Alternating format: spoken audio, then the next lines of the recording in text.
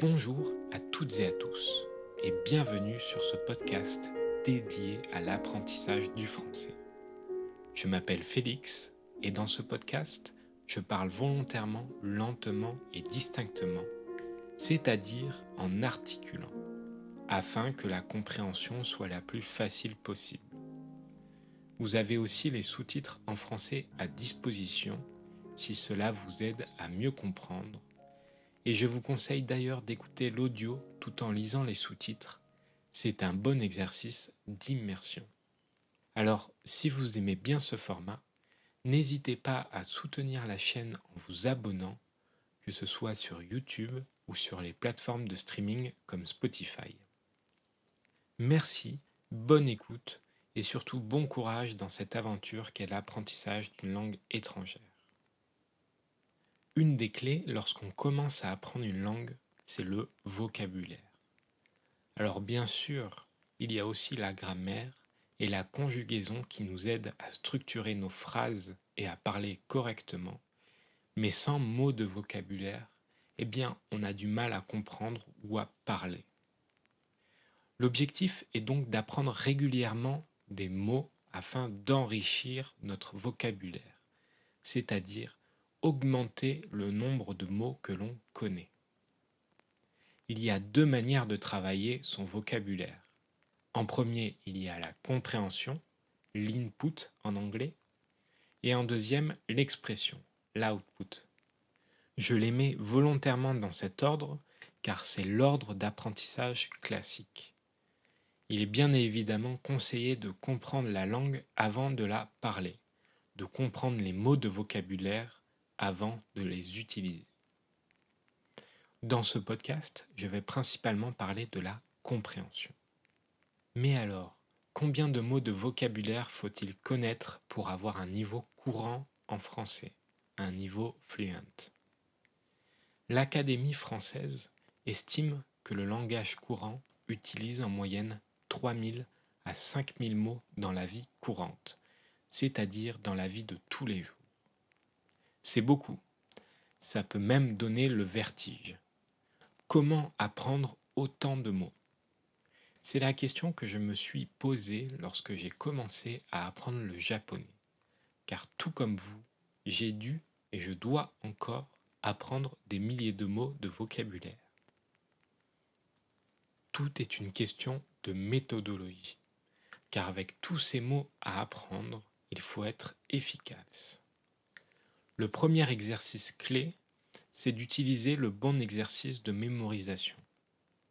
Et pour cela, rien de mieux que Anki. Mais à quoi sert Anki?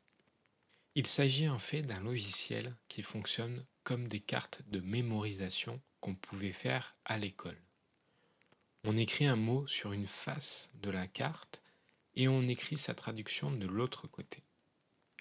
Quand on révise, quand on étudie, on regarde une face de la carte et on essaye de se souvenir de l'autre face. C'est utile pour s'entraîner à associer les mots de vocabulaire avec sa propre langue.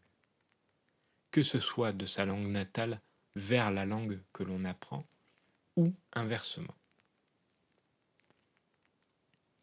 Mais la magie de Anki est que ce logiciel utilise un système SRS qui veut dire Spaced Repetition System. Ce système organise notre travail de mémorisation pour le rendre plus efficace. Comme son nom l'indique, il organise nos révisions et notamment le temps entre chaque carte qu'on révise.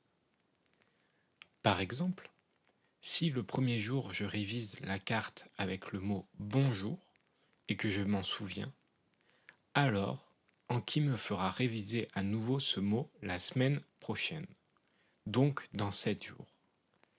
Au contraire, si je ne m'en souviens plus, il me fera réviser ce mot le lendemain. Moins je me rappelle du mot de vocabulaire, plus le temps entre chaque révision sera réduit, et inversement. Cela aide à bien ancrer les mots de vocabulaire dans notre mémoire, à bien les retenir. Ancrer signifie fixer solidement, comme avec une ancre qu'on utilise pour immobiliser les bateaux.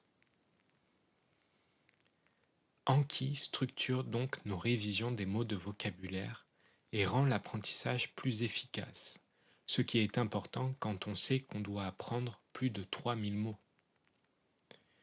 Le logiciel est gratuit et en plus, vous pouvez trouver des decks de cartes déjà construits pour l'apprentissage du français sur Internet et notamment sur le site de Anki.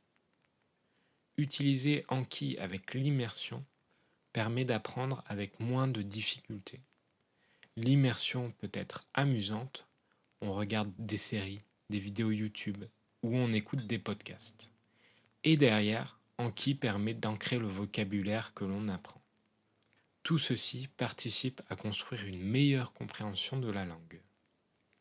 Une fois cette compréhension construite, l'input donc, on peut basculer sur l'expression, l'output, qui va nécessiter de l'entraînement pour se rappeler de tout ce qu'on a appris, car il est plus difficile de se rappeler d'un mot de vocabulaire plutôt que de le reconnaître en immersion. Nous parlerons plus en détail de l'expression dans un prochain podcast, car c'est déjà la fin pour aujourd'hui. Si vous avez aimé ce format, n'hésitez pas à soutenir la chaîne et si vous avez des idées ou des suggestions pour l'améliorer, n'hésitez pas non plus à me les soumettre. Également, si vous avez des questions, l'espace commentaire est là pour ça et je me ferai un plaisir de vous répondre. Vous trouverez un nouveau podcast toutes les semaines et je vous dis donc à la prochaine.